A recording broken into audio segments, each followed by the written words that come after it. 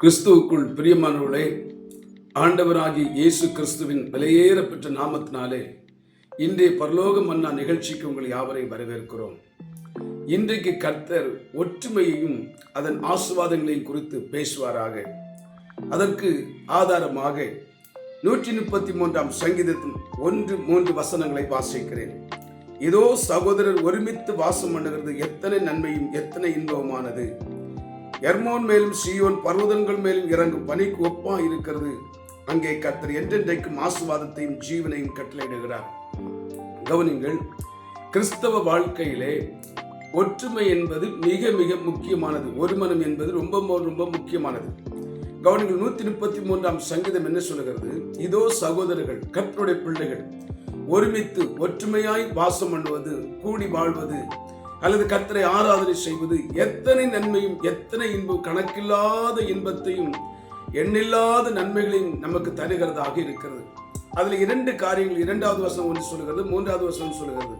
ஆனால் நேரம் இல்லாத காரணத்தினால் நான் 3வது வசனத்தை விளக்குகிறேன். கவனிங்கள், எர்மோன் மேலும் சீயோன் பர்வதங்கள் மேலும் இறங்கும் பனிக்கு ஒப்பாயிருக்க அப்படின்னா, கவனிங்க, இஸ்ரவேல் தேசத்தினுடைய வடபாகத்துல இருக்கக்கூடிய ஒரு பெரிய மலை, அதாவது மத்திய தரைக்கடல் மட்டத்திலிருந்து 11,000 அடி உயரத்தில் இருக்கக்கூடியதான் இந்த எர்மோன் மலை.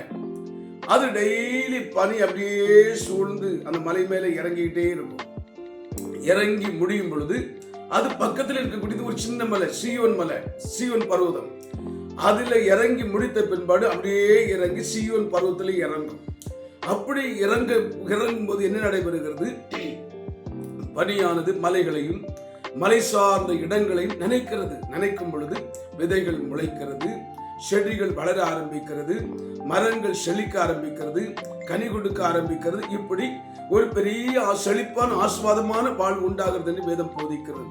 இதே போல சகோதரர்கள், அதாவது கர்த்தருடைய பிள்ளைகள் சபையிலனாலும் சரி, குடும்பத்தினாலும் சரி, அல்லது தேசத்தினாலும் சரி, ஐக்கியமாய் இருக்கும் பொழுது தேவனுடைய ஆசீர்வாதம் பனி எப்படி இறங்கி மலைகளை, மலை சார்ந்த இடங்களை எப்படி செழிப்பாக்குகிறதோ அதே போல நம்முடைய வாழ்க்கையும் நம்முடைய குடும்பத்தையும் ஆசீர்வாதங்கள் பனி இறங்குகிறது போல நம்முடைய வாழ்க்கையில இறங்கி நம்முடைய வாழ்க்கை செழிப்பாக்கும், நம்முடைய வாழ்க்கையை ஆசீர்வதிக்கும், குறைவில்லாத நிறைவான வாழ்க்கை நமக்கு உண்டாக்கும் என்று வேதம் போதிக்கிறது.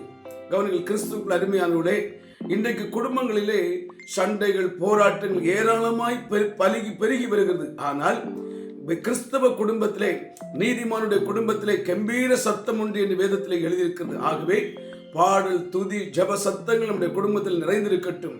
ஒற்றுமையாய் வாழ்வோம், ஒன்று கூடி வாழ்வோம். ஒன்றுபட்டால் நமக்கு உண்டு வாழ்வு. நிச்சயமாய் பனி இறங்குறது போல நம்முடைய வீட்டிலே கர்த்தருடைய ஆசீர்வாதம் இறங்கும். நம் மனமகிழ்ச்சியாய், குறைவில்லாமல், நிறைவாய் வாழலாம்.